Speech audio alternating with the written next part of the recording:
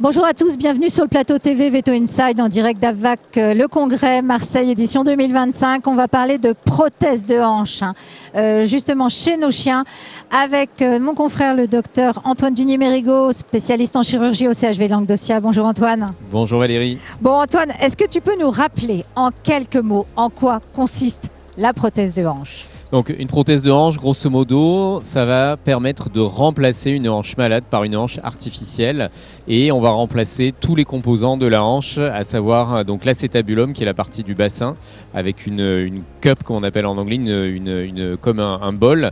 On va mettre effectivement une nouvelle tête et puis on va mettre à l'intérieur du fémur une tige qu'on appelle un stem qui va permettre de l'ancrage de la prothèse et qui va remplacer le col du fémur chez le chien. Alors, on pense à pas mal d'indications qui peuvent exister. Je pense à la dysplasie coxofémorale, la luxation de hanche. Il y a beaucoup d'indications qui peuvent justifier une prothèse de hanche chez nos chiens. Alors effectivement, dans 90% des cas, ça va être la dysplasie de hanche sur jeunes chiens ou sur chiens adultes qui souffrent d'arthrose. La luxation de hanche en fait partie. Il y a d'autres indications plus rares, mais qui sont aussi utiles, sur lesquelles on peut réaliser cette technique. Ce sont des fois d'anciennes fractures acétabulaires sur lesquelles on a une mauvaise récupération avec un animal arthrosique. Parfois aussi des fractures du col du fémur anciennes qui n'ont pas bien récupéré et sur lesquelles on peut être amené à réaliser ce type d'intervention.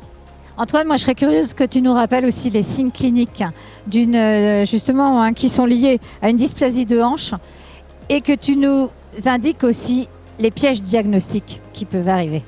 Alors, les signes principaux effectivement d'une dysplasie de hanche, ça va être surtout un chien qui a de la douleur au niveau de ses hanches, mais qui peut s'exprimer aussi tout simplement par une démarche chaloupée, par un chien qui peut être plus calme, qui a du mal à monter des marches, à descendre des escaliers. Et on va avoir deux pics, on va avoir surtout un pic sur des animaux jeunes où là effectivement ils vont surtout souffrir de leur laxité, de la dysplasie, et puis on va avoir une autre apparition de chiens un petit peu plus âgés vers 4-5 ans sur lequel là ils vont souffrir beaucoup plus d'arthrose. Alors les pièges diagnostiques, et ils sont importants, c'est souvent le chien qui vient pour de la dysplasie alors qu'en fait il a une rupture des ligaments croisés. L'autre piège, c'est le chien qui a un syndrome lombosacré, c'est-à-dire plutôt avec une atteinte neurologique sur lequel il va falloir bien investiguer et s'assurer qu'il n'est pas atteint de ces maladies-là. C'est pas une intervention non plus évidente. Comment tu planifies ? Alors, c'est pas une intervention évidente, ça nécessite pas mal d'expertise et pas mal de formation avant de se lancer là-dedans, puisque chaque temps opératoire a une importance et la planification en fait partie. Alors, la planification peut se faire sur des radiographies ou sur un scanner. Il faut des radios absolument parfaites dans un positionnement d'un parallélisme qui est répétable et surtout on est obligé d'avoir des marqueurs pour pouvoir mesurer puisque les prothèses sont mesurées au millimètre près et c'est ce qui va nous permettre de savoir quelle taille de prothèse on va pouvoir mettre sur chaque chien. Il y a aussi des contre-indications néanmoins, j'imagine dans des cas de certains cancers, à la pose de prothèse de hanche. Est-ce que tu peux nous citer trois contre-indications majeures à la pose de prothèse de hanche ? Alors, effectivement, comme tu l'as dit, dans le cas d'un cancer, alors ça reste toujours possible, mais en tout cas non recommandé de faire cette intervention-là. On a également des cas sur lesquels on a des déformations de fémur qui peuvent être congénitales ou acquises, sur lesquelles on ne va pas pouvoir mettre cette fameuse tige dans le fémur parce qu'il n'est pas droit. Et alors, je ne dirais pas que c'est une contre-indication absolue, mais c'est une difficulté, notamment chez les bergers allemands qui ont des fémurs qui sont très tubulaires.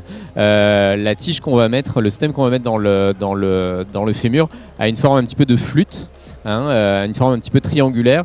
Et quand on a quelque chose de tubulaire, le stem a tendance à descendre, ce qu'on appelle en chirurgie la subsidence. Et c'est quelque chose qu'il faut absolument éviter. Donc ça fait partie des cas qu'on veut éviter d'opérer. Et est-ce qu'il y a des avantages à la pose de prothèse de hanche versus une ostéotomie tête-col donc fémorale chez nos chiens ? Bien évidemment, alors il y a une différence majeure, c'est que l'exérèse tête-col, c'est une solution, on va dire, alternative, mais qui ne va pas redonner la vision mécanique de l'articulation de la hanche, alors que la prothèse, elle, va permettre, si elle est bien posée et si l'animal récupère bien, une mobilité à 100% de l'animal, comme on le fait chez les êtres humains à l'heure actuelle. Et toi, tu en réalises quand même assez souvent hein, j'imagine, dans ton activité de chirurgien exclusif. Alors, on est effectivement une équipe, parce que c'est un travail d'équipe. On est deux chirurgiens diplômés à chaque chirurgie, plus 2 autres vétérinaires. Donc, on est 4 vétérinaires sur ces interventions-là. C'est surtout une de mes collègues avec qui je travaille, le docteur Sophie Gibert, qui, on va dire, est la chirurgienne de tête de ces interventions-là. Et on va dire, je suis le chirurgien accompagnateur dans la plupart de ces chirurgies-là. Bon, c'est bien de faire un petit hommage à Sophie, une petite pensée pour toi au passage, par Antoine. Est-ce qu'il y a des races, Antoine, de chiens qui te semblent les meilleures candidates en fait à la pose de prothèse de hanche? Oui, alors le chien idéal, ça va être le jeune labrador en fait, parce qu'ils ont une anatomie assez facile, et puis plus l'animal est jeune, plus son os est encore, on va dire, mou et malléable, sur lequel on va pouvoir travailler facilement pour entrer la prothèse, alors que sur un animal beaucoup plus âgé avec de l'arthrose, avec un os très ferme et sclérotique, ça va être beaucoup plus compliqué. Si je te dis une reprise de la fonction locomotrice chez un animal qui a été opéré d'une prothèse de hanche au bout de 3 mois post-opératoire, tu me dis que c'est trop ambitieux ou c'est tout à fait gérable? Non, c'est pas trop ambitieux puisque la plupart à 2 mois récupèrent à peu près 100% de leur capacité, dans 90% des cas. Il est rare après un certain nombre de mois d'avoir des complications ou des chiens qui vont se détériorer. Donc non, c'est en général 2-3 mois le temps de récupération de ces patients-là. Avec ou sans rééducation fonctionnelle?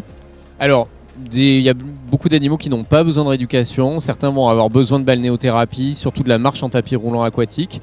Et puis, ce qu'on recommande, des exercices à la maison ou qui peuvent être faits en centre de rééducation, c'est de la mobilisation passive ou active de la masse musculaire. D'accord. Bon, en tout cas, merci Antoine pour ces lumières sur la prothèse de hanche. J'espère que vous aurez été intéressés par cet épisode sur la prothèse de hanche. Pour en savoir plus, continuez à nous suivre sur Veto Inside, plein d'actu vétérinaires, des innovations, actualités scientifiques avec des vétérinaires spécialistes, des actus pour les ASV, les étudiants et les jeunes vétos. On ne vous oublie pas non plus. Allez, à très vite sur Veto Inside. À bientôt Antoine. À bientôt.